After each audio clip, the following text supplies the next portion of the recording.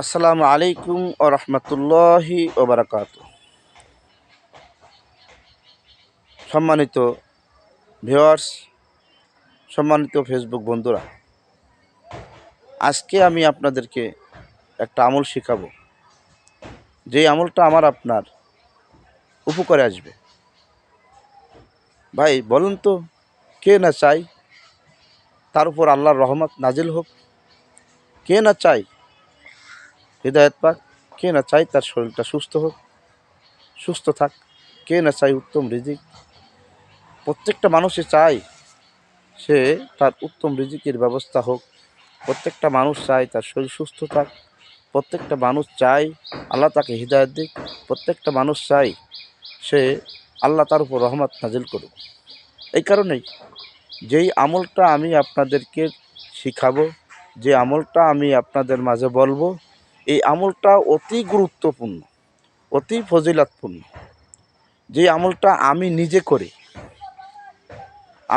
করি, আমি এর ফল ভোগ করছি এবং ফল ভোগ করতেছি। আল্লাহ তাআলা আমাকে এর উত্তম জাযা দান করেছেন। এই কারণ আমি নিজে যে আমলটা করি, সেই আমলটাই আমি মানুষের মাঝে মানুষকে শেখানোর জন্য, মানুষকে আমল করার জন্য বলে থাকি। সেটা হলো, আমলটা হচ্ছে সলাতের সময়, অর্থাৎ দুই সিজদার মাঝখানে একটা আমল আছে, একটা দোয়া আছে, যেই দোয়াটা আমার আপনার সকলের জন্য দরকার। যেমন দোয়াটা হলো, আল্লাহুম্মা গফিরলি, আল্লাহ তাআলা তুমি আমাকে মাফ করে দাও। আরহামনি, আল্লাহ তাআলা তুমি আমার উপর রহমত নাজিল করো। ওয়াহদিনি, আল্লাহ তাআলা তুমি আমাকে হিদায়াত দাও। ওয়াআফিনি, আল্লাহ তাআলা তুমি আমাকে সুস্থতা দান করো। অরযুকনি, আল্লাহ তাআলা তুমি আমাকে উত্তম রিজিকের ব্যবস্থা করো। ভাই, এই দোয়াটা, এই আমলটা অতি গুরুত্বপূর্ণ এবং অতি জরুরি। আমরা সলাত আদায় করব, সলাতের মাধ্যমে এবং দুই সিজদার মাঝখানে যখন প্রথমে একটা সিজদা দেব, সিজদা দিয়ে উঠে বসব, এরপরও তো আর একটা সিজদা দিতে হবে। তা সেই আর একটা সিজদার আগে সোজা হয়ে বসে এই দোয়াটা পড়ব, আল্লাহুম্মা গফিরলি ওয়ারহামনি ওয়াহদিনি ওয়াআফিনি ওয়ারযুকনি। দেখেন, এই আমলটা করেন, এই আমলটা প্রতিনিয়ত করতে থাকেন, প্রত্যেক সালাতের মাধ্যমে দুই সিজদার মাঝখানে করতে থাকেন।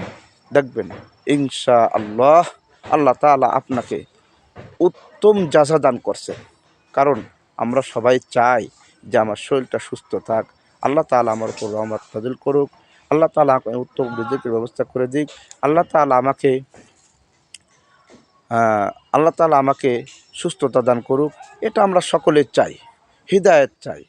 কিন্তু আসলেও হিদায়াত চাইতে হয়। তা যদি আমরা চাই, আমরা চাইতেই পারি। আর আল্লাহর কাছে যখন আমরা চাবো, তখন আমরা সলাতের মাধ্যমে চাবো।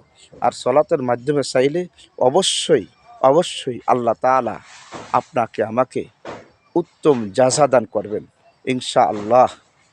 এটা আমি করি, আর আমি এর উত্তম ফল পেয়েছি বলেই আপনাদের মাঝে আজকে আমি ফেসবুকে আপনাদেরকে আমি এই উপহারটা দিতেছি।